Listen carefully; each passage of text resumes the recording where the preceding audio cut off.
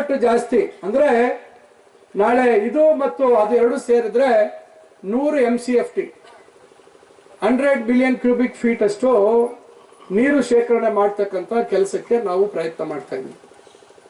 ಯಾವುದು ಇದರಲ್ಲಿ ಉತ್ತಮ ಅಂತಕ್ಕಂಥದ್ದು ನೋಡಿ. ಈಗ ನಗರಸಭೆಯಲ್ಲಿ ನಗರೋತ್ಥಾನ ಇತ್ತು ಕಾರ್ಯಕ್ರಮ, ಅದು ನಾವು ನಗರದಲ್ಲಿ ಇರ್ತಕ್ಕಂಥ ರಸ್ತೆಗಳಿಗೆ ಹಾಕ್ಸಿದ್ದೀವಿ. ಅದನ್ನ ತಂದು ಇಲ್ಲಿ ಹಾಕ್ಬಿಟ್ಟು ನಾನು ಮಾಡ್ಬಿಟ್ಟೆ ನಂದು ಯೋಜನೆ ಅಂತ ನಾನು ಹೇಳ್ಕೊಳಕ್ ಹೋಗ್ತಾ ಇಲ್ಲ. ಹೋಗ್ಲಿ, ಇವತ್ತು ಹಲವಾರು ಅಭಿವೃದ್ಧಿ ಕೆಲಸಗಳು ಮಾಡಿದಂತ ಸಂದರ್ಭದಲ್ಲಿ ಅವ್ರು ಮಾಡಿದ್ರೆ ನಗರಸಭೆಗೆ ಬಂದಂತ ದುಡ್ಡು ಬಂದು ಕೊಟ್ಟಿರುವಂತದ್ದು ಮಾಡಿದ್ರೆ ಅದು ಅವ್ರು ಮಾಡಿದ್ದಂತೆ. ನಾವೇನಾದ್ರೂ ಇವತ್ತು ಬೇರೆ ಬೇರೆ ಇಲಾಖೆಯಲ್ಲಿ ತಂದು ಮಾಡಿದ್ರೆ ಸಾರ್ವಜನಿಕರ ದುಡ್ಡು ಅದು. ನಾವು ತಂದು ಅಭಿವೃದ್ಧಿ ಕೆಲಸಗಳು ಮಾಡಿರುವಂತದ್ದು ಸಾರ್ವಜನಿಕರ ದುಡ್ಡು. ಸರ್ಕಾರ ಇಡೀ ರಾಜ್ಯದ ಎಲ್ಲಾ ನಗರಸಭೆಗಳಿಗೆ ಕೊಟ್ಟಿರ್ತಕ್ಕಂಥ ನಗರೋತ್ಥಾನ ಯೋಜನೆಯ ದುಡ್ಡಲ್ಲಿ ಇದಕ್ಕೆ ಹಾಕ್ಬಿಟ್ಟು ಬೆಂಕಟ್ಕೊಳ್ಳೋದು ಎಷ್ಟು ಸರಿ ಅಂತಕ್ಕಂಥದ್ದನ್ನ ನೀವು ಯೋಚನೆ ಮಾಡಿ. ನಾವು ಆ ರೀತಿ ಮಾಡ್ತಾ ಇಲ್ಲ. ನಗರಸಭೆಗೆ ಏನಾಗಬೇಕು, ಮೂಲಭೂತ ಸೌಲಭ್ಯ, ರಸ್ತೆಗಳು ಏನಾಗಬೇಕು ಅದನ್ನು ಮಾಡ್ತಾ ಇದೀವಿ. ನೆಕ್ಕುಂದಿ ಕೆರೆ ಸುಮಾರು 35 ಕೋಟಿ ಹಾಕಿಸಿದೆ ನಾನು ಪ್ರಾರಂಭದಲ್ಲಿ.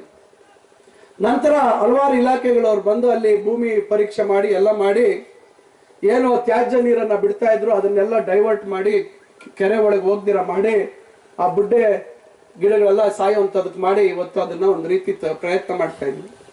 ಆದ್ರೆ ರಾಕ್ ಟೆಕ್ನಾಲಜಿ ಕಂಪನಿಯವರು, ರಾಕ್ ಟೆಕ್ನಾಲಜಿ ಸೈನ್ಸ್ ಕಂಪನಿಯವರೆಲ್ಲ ಬಂದು, ಇಂಡಿಯನ್ ಇನ್ಸ್ಟಿಟ್ಯೂಟ್ ಆಫ್ ಸೈನ್ಸ್ ಅವರು ಬಂದು ಪರೀಕ್ಷೆ ಮಾಡಿ ಅವರು ಇದು ಇಷ್ಟು 35 ಕೋಟಿ ಸಾಲಲ್ಲ ಅಂತ ಹೇಳಿದಕ್ಕೆ, ಇಲ್ಲಾಂದ್ರೆ ಬಹುತೇಕ ಈಗ ಕೆಲಸ ಶುರುವಾಗಿರ್ತಾರೆ.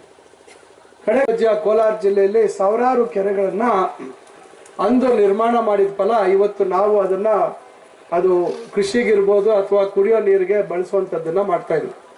ಇವತ್ತು ತಾಲೂಕು ಆಡಳಿತ, ತಾಲೂಕ್ ಪಂಚಾಯಿತಿ ಮತ್ತು ನಗರಸಭೆಯ ವತಿಯಿಂದ ಭಕ್ತರಳ್ಳಿ ಅರಸಿನ ಕೆರೆಯ ಕೋಡಿ ಹೋದಂತಹ ಸಂದರ್ಭದಲ್ಲಿ ಬಾಗಿನ ಅರ್ಪಿಸ್ತಕ್ಕಂಥ ಈ ಒಂದು ಕಾರ್ಯಕ್ರಮದ ವೇದಿಕೆಯಲ್ಲಿ ನಮ್ಮ ನಗರಸಭೆಯ ಅಧ್ಯಕ್ಷರಾಗಿ ಈ ಒಂದು ಕೆರೆ ಸುಮಾರು ವರ್ಷಗಳಿಂದ ಇದ್ರ ಬಗ್ಗೆ ನಮ್ಮ ತಂದೆಯವರೆಗೂ ಗಮನ ಇತ್ತು.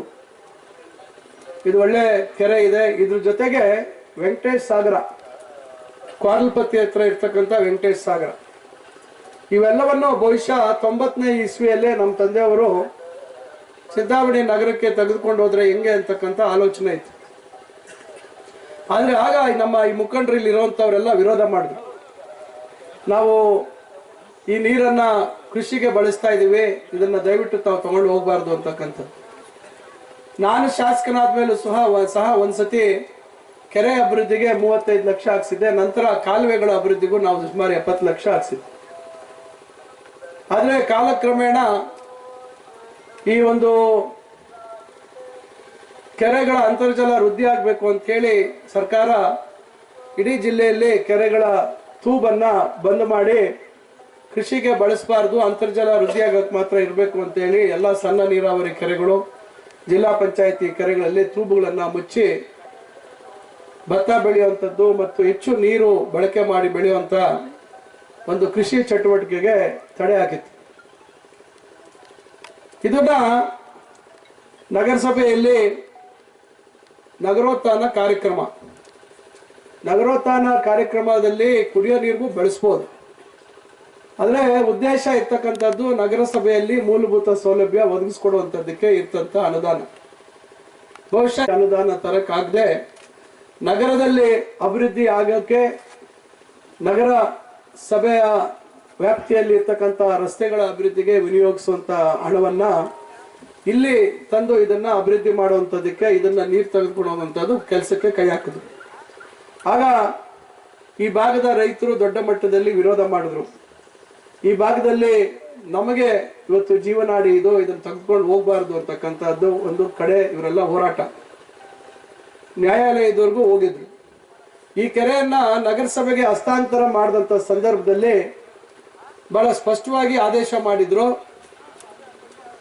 ಅಚ್ಚುಕಟ್ಟುದಾರರಿಗೆ ತೊಂದರೆ ಆಗದ ರೀತಿಯಲ್ಲಿ ಈ ಕೆರೆಯನ್ನ ಚಿಂತಾಮಣಿ ನಗರಕ್ಕೆ ಕುಡಿಯೋ ನೀರಿಗೆ ಬಳಸೋದಿಕ್ಕೆ ಅಂತ ಹೇಳಿ ಸಣ್ಣ ನೀರಾವರಿ ಇಲಾಖೆಯವರು ಆ ಷರತ್ತಿನ ಮೇಲೆ ಅವರು ನಗರಸಭೆಗೆ ಈ ಕೆರೆಯನ್ನ ಹಸ್ತಾಂತರ ಮಾಡುವಂತ ಕೆಲಸ ಮಾಡಿದ್ರು.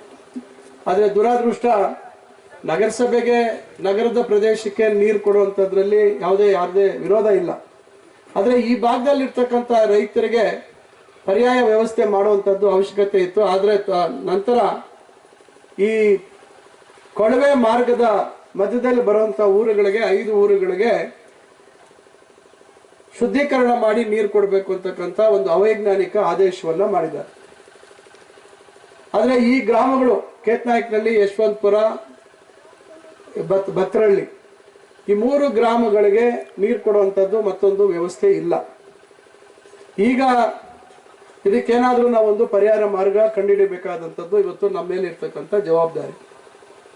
ಇವತ್ತು ನಗರಕ್ಕೆ ಇದು ಉಪಯೋಗ ಆಗ್ತಾ ಇದೆ, ನಾವು ಅದನ್ನ ಇಲ್ಲ ಅಂತ ಹೇಳಲಿಕ್ಕೂ ಆಗೋದಿಲ್ಲ. ಆದರೆ ಅದೇ ಸಂದರ್ಭದಲ್ಲಿ ಈ ಭಾಗದ ರೈತರ ಹಿತದೃಷ್ಟಿ ಕೂಡ ನಾವು ಕಾಪಾಡಬೇಕಾಗತ್ತೆ.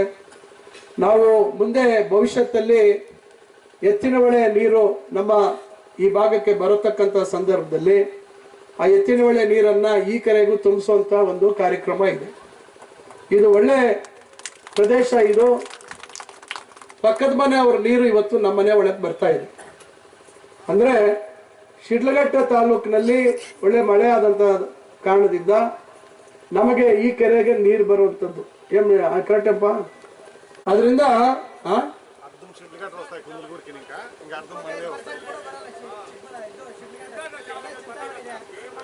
ಹುಸೇನ್ಪುರದ ಈಗ ನಮ್ಮ ತಾಲೂಕಿನ ಸ್ವಲ್ಪ ಭಾಗ ಮತ್ತು ಶಿಡ್ಲಘಟ್ಟ ತಾಲೂಕಿನ ಸ್ವಲ್ಪ ಭಾಗದ ನೀರು ಈಗ ವೆಂಕಟೇಶ್ ಸಾಗರಕ್ಕೆ ಶಿಡ್ಲಘಟ್ಟ ತಾಲೂಕಿನಿಂದ ಬರುವಂಥದ್ದು ಕ್ವಾರಲ್ಪತ್ತಿ ಒಳಕ್ಕೆ, ಅಲ್ಲಿ ವೆಂಕಟೇಶ್ ಸಾಗರಕ್ಕೆ ಬರುವಂಥದ್ದು. ಈ ರೀತಿ ಇವತ್ತು ಪ್ರಕೃತಿಯನ್ನ ನಾವು ಯಾವ ರೀತಿ ಬಳಸ್ಕೋಬೇಕು ಅಂತಕ್ಕಂಥದ್ದು ಮುಖ್ಯ. ಇದರ ಸಾಮರ್ಥ್ಯ ಸುಮಾರು 37 MCFT, ಮಿಲಿಯನ್ ಕ್ಯೂಬಿಕ್ ಫೀಟ್ ಅಂತ ಹೇಳಿ MCFT ಅಂತಾರೆ. ಆದ್ರೆ ಈಗ ಹೂಳು ತುಂಬಿ ಇದರ ಸಾಮರ್ಥ್ಯ ಬರೀ 27 MCFTಗೆ ಇದೆ. ಇದು ಅಷ್ಟು ದೊಡ್ಡ ಮಟ್ಟದಲ್ಲಿ ನಗರಕ್ಕೆ, ಪೂರ್ಣ ನಗರಕ್ಕೆ ಉಪಯೋಗ ಆಗೋದಿಲ್ಲ. ನಮಗೆ ನೆಕ್ಕುಂದಿ ಕೆರೆಯನ್ನ ನಾವು ಹಿಂದೆ ಅಭಿವೃದ್ಧಿ ಪಡಿಸಿದ್ವಿ. ದುರದೃಷ್ಟ ನೆಕ್ಕುಂದಿ ಕೆರೆಯನ್ನ ಹಾಳು ಮಾಡಿದವ್ರು ಯಾರು ಅಂತಕ್ಕಂಥದ್ದು ನಮ್ಗಿಂತ ಚೆನ್ನಾಗಿ ಅವ್ರಿಗೆ ಹಾಳು ಮಾಡಿದವ್ರಿಗೆ ಗೊತ್ತಿದೆ. UGD ನೀರನ್ನ ನಾವು ಅದನ್ನ ನೆಕ್ಕುಂದಿ ಕೆರೆ ಒಳಗೆ ಬಡ್ದಿರ ಪೈಪ್ ಲೈನ್ ಹಾಕ್ಸಿ ನೆಕ್ಕುಂದಿ ಕೆರೆ ದಾಟಿ ಬುಕ್ಕನಹಳ್ಳಿ ಕಡೆ ಒಂದು ಶುದ್ಧೀಕರಣ ಘಟಕ ಮಾಡೋಣ ಅಂತ ಪ್ರಯತ್ನ ಪಟ್ವಿ. ಅಲ್ಲಿ ಸ್ಥಳದ ಅಭಾವ ಸಮಸ್ಯೆ ಆಯಿತು, ಚುನಾವಣೆಯಲ್ಲಿ ನಾವು ಸೋತ್ವಿ. ಆದ್ರೆ ಕೆರೆ ಒಳಗೆ ಮಾತ್ರ ಯಾವುದು ತ್ಯಾಜ್ಯ ನೀರು ಹೋಗೋಕ್ಕೆ ಬಿಟ್ಟಿರಲಿಲ್ಲ. ಆದರೆ ನಾವು ಸೋತ ತಕ್ಷಣ ಆ UGD ಚೇಂಬರ್ಗಳೆಲ್ಲ ಒಡೆದು ನೆಕ್ಕುಂದಿ ಕೆರೆ ಒಳಗೆ ನೀರು ಬಿಟ್ಟು ಅಲ್ಲಿ ಆ ಗುಡ್ಡೆ ಗಿಡಗಳೆಲ್ಲ ಬರೋದಾಯ್ತು. ಮೀನು ಸಾಗಾಣಿಕೆ ಮಾಡ್ತಕ್ಕಂಥವರ ಸ್ವಾರ್ಥಕ್ಕೆ ನೆಕ್ಕುಂದಿ ಕೆರೆ ಸುಮಾರು 2 ಕೋಟಿ ರೂಪಾಯಿ ಬರೀ ಹೂಳು ತೆಗೆಯುವಂಥದ್ದಕ್ಕೆ ಅವತ್ತು ನಾವು 2005-6ರಲ್ಲಿ ಅವತ್ತು ಮಂಜೂರು ಮಾಡಿಸಿ ಅವತ್ತು ಆ ಪ್ರಯತ್ನವನ್ನು ನಾವು ಮಾಡಿದ್ವಿ. ಆದರೆ ಇದಕ್ಕೆ ಯಾವುದೇ ಬೆಲೆ ಇಲ್ಲ, ಹಾಗೆ ಉಳಿದೋಯ್ತು. 10 ವರ್ಷ ಅದ್ರ ಕಡೆ ಗಮನ ಇಲ್ಲ. ಇವತ್ತು ಅಲ್ಲಿ ಶುದ್ಧೀಕರಣ ಘಟಕ ಮಾಡಿದ್ದೀವಿ. ಇದೇ ಭದ್ರಳ್ಳಿ ಅರಸಿನಕೆರೆ ನೀರು ಅಲ್ಲಿ ಹೋಗುತ್ತೆ ಚಿಂತಾಮಣಿಗೆ. ಚುನಾವಣೆಯಲ್ಲಿ 5 ಲಕ್ಷ ಲೀಟರ್ ಸಾಮರ್ಥ್ಯದ ಟ್ಯಾಂಕು ಮತ್ತೆ ಶುದ್ಧೀಕರಣ ಘಟಕ ಮತ್ತು ನೆಕ್ಕುಂದಿ ಕೆರೆ ಅಭಿವೃದ್ಧಿ, ಇದಿಷ್ಟು ನಾವು ಕೈಗೆತ್ಕೊಂಡು ಅವತ್ತು ಮಾಡಿರ್ತಕ್ಕಂಥದ್ದು. ಇವತ್ತು ಯಾವ ಶುದ್ಧೀಕರಣ ಘಟಕ ನಾವು ಮಂಜೂರು ಮಾಡಿಸಿದ್ವಿ ಆ ಶುದ್ಧೀಕರಣ ಘಟಕದಲ್ಲಿ ಶುದ್ಧೀಕರಣ ಆಗಿ ಇವತ್ತು ನಗರಕ್ಕೆ ಬಳಕೆ ಆಗ್ತಾರೆ. ಯಾಕಂದ್ರೆ ಇವತ್ತು ನಗರ ಸಭೆಗೆ ಬಂದಂತ ದುಡ್ಡಲ್ಲಿ ಕಾರ್ಯಕ್ರಮ ಮಾಡಿ ಇದು ನಾವು ಮಾಡ್ಬಿಟ್ವಿ ಅಂತಕ್ಕಂಥದ್ದು ಹೇಳೋದು ಎಷ್ಟು ಮಟ್ಟಕ್ಕೆ ಅವರ ಪ್ರಯತ್ನ ಇತ್ತು ಅಂತಕ್ಕಂಥದ್ದನ್ನ ನೀವು ಗಮನಿಸ್ಬೇಕು. ಯಾಕಂದ್ರೆ ಇವತ್ತು ನಾನು ನಿಮ್ಗೆ ಹೇಳ್ತಾ ಇದ್ದೀನಿ, ಸಣ್ಣ ನೀರಾವರಿ ಇಲಾಖೆಯಲ್ಲಿ ವಿಶೇಷವಾದಂತಹ ಒಂದು ಯೋಜನೆಯನ್ನ ನಾವು ತಯಾರು ಮಾಡಿದ್ದೀವಿ. ಏನಿವತ್ತು ಭದ್ರಳ್ಳಿ ಅರಸಿನಕೆರೆ ಕೆರೆಯನ್ನ ಸಾಮರ್ಥ್ಯವನ್ನ ಜಾಸ್ತಿ ಮಾಡಬೇಕು ಅಂತ ಹೇಳಿ ಏನು ಈ ಕೆರೆ ಕೆಳಗಿನ ಭಾಗದಲ್ಲಿ ಒಂದು 350 ಮೀಟರ್ ಕೆಳಗಡೆ ನಾವು ಮತ್ತೊಂದು ಕೆರೆ ನಿರ್ಮಾಣ ಮಾಡಬೇಕು ಅಂತಕ್ಕಂಥ ಆಲೋಚನೆ ನಾನು ಮಂತ್ರಿ ಆದ ತಕ್ಷಣ ಇದಕ್ಕೆ ಗಮನ ಕೊಡುವಂಥದ್ದು ಮಾಡಿ ಈಗ 36 ಕೋಟಿ ರೂಪಾಯಿ ನಾವು ಮಂಜೂರು ಮಾಡಿದ್ದೀವಿ. ಟೆಂಡರ್ ಪ್ರಕ್ರಿಯೆ ನಡೀತಾ ಇದೆ, ಪ್ರಾರಂಭ ಆಗಿದೆ. ಇದರಲ್ಲಿ ಭೂಸ್ವಾಧೀನ ಪ್ರಕ್ರಿಯೆಗೆ 16 ಕೋಟಿ ರೂಪಾಯಿ ತೆಗೆದಿಟ್ಟಿದ್ದೀವಿ. 20 ಕೋಟಿಯಲ್ಲಿ ಮತ್ತಷ್ಟು ದೊಡ್ಡದಾಗಿ ಇವತ್ತು 37 MCFT ಇದೆ, ಏ ಮಂಜು ಅಂತ అయిపోయినా ಬస్తాంಡವ